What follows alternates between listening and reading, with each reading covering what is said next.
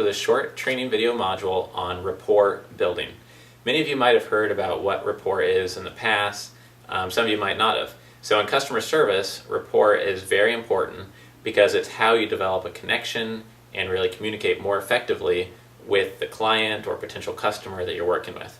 So the definition of rapport is the matching of your style, your vocab, and your actions closely to the person that you're talking with or communicating with so they connect with you on a one-to-one level and relate to what you're saying.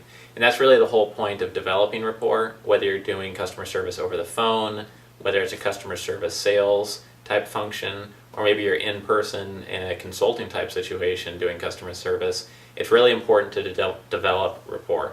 So here are some tips on how to develop rapport, different techniques and strategies, and these should apply regardless of what environment you're in. So first off, it's important to apply these techniques correctly. It's important to really understand who your typical customer or client is. If you ask somebody who their typical client is, the usual response is, well, we have all different types of clients, or we have dozens of types, or they're all different. But if you really think about it, your most profitable customer, your most common customer, the customer that's most important to deliver value to, will typically get narrowed down to one or two type of profiles, and those can be your customer avatars that you really shape this whole rapport building strategy around. So what you want to do is first really clearly define your customer avatar, and then you can line up all these techniques to really be speaking directly to them and not just be talking in a generic way that doesn't connect with anybody. So here's the first technique, is the tone of your voice. If I talk in a very slow, serious tone of voice, then that gives off a totally different impression. It might make me seem condescending or boring, or maybe moving too slow. If I talk very fast, I might sound like a used car salesman, or like I'm trying to pull something quick. It might be overwhelming to the person, especially if you're talking to somebody over the phone and you talk way too quickly. So what you want to do is listen to how the person's talking, whether you're in person or not, and match the tone of their voice and the pacing of their voice. So if they talk in a high-pitched tone of voice, you can slightly moderate your voice to talk in a little bit higher pitch of voice. And if they're talking very quickly, then that might be how they like to be talked to, so you talk very quickly back to them. And it's usually a pretty safe assumption to do that. There'll be some exceptions, and you don't want to act like someone you're not or do something that's so unnatural you get uncomfortable, but you do want to kind of match what the other person is doing all of the time. Next, what you can do is also match the type of vocabulary the person is using.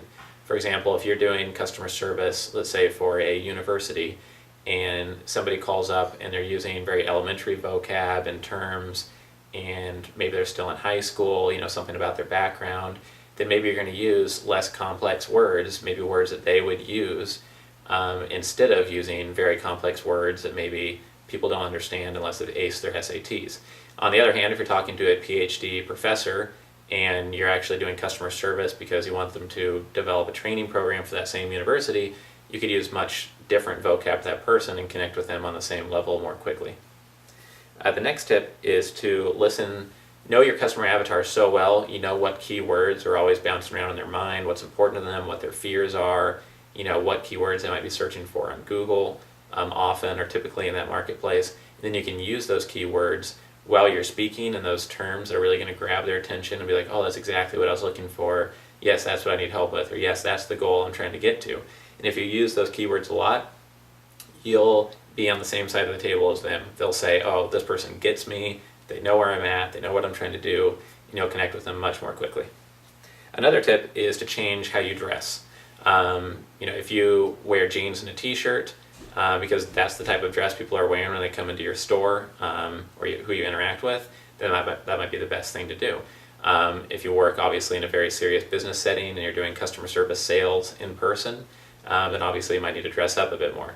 That might seem obvious on the surface, but what's not obvious is that the little details of how you dress go a long ways in making you appear similar or very, very different from the customers that you're working with. So pay attention to the little details that your customer avatar includes and how they dress themselves, and try to match their level of formality. Next, also look at what your customer avatar enjoys doing or does for entertainment, or finds to be the most challenging and enjoyable part of their job perhaps.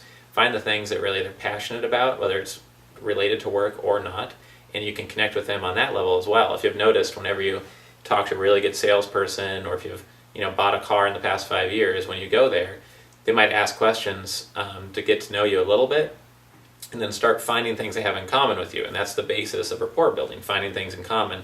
They might say, oh, you like the Red Sox? I like the Red Sox too. I went to their game 3 or 4 years ago, and my cousin lives right there in Brighton, and he goes to the games all the time in Boston. And that's a way to connect with somebody immediately. And now that you have that connection, you say, okay, this person's a good person. They have things similar to myself. How bad could they be? I'll trust what they say a little bit more. And then the last tip here is how you move, your body posture, your gestures, how you hold yourself. If you have very, grandiose gestures, you might seem like kind of extreme or overly outgoing to some people in some markets and in some cultures. In other cultures, you might seem very boring if you're just standing straight and talking with a monotone voice and being very boring. So that really makes a difference how you hold yourself. It shows that you have confidence, and you want to stand in a way that makes the other person comfortable and relate to you, while also obviously respecting you and trusting you. So to sum up here, rapport building is not about manipulating people. It's just about effective communication, and people do this all the time. If you go and meet a friend and you're in a great mood, but that friend meets you and says like, oh, you won't believe what happened to me, you're not going to say what happened in a very excited voice. You're not excited that something bad has happened.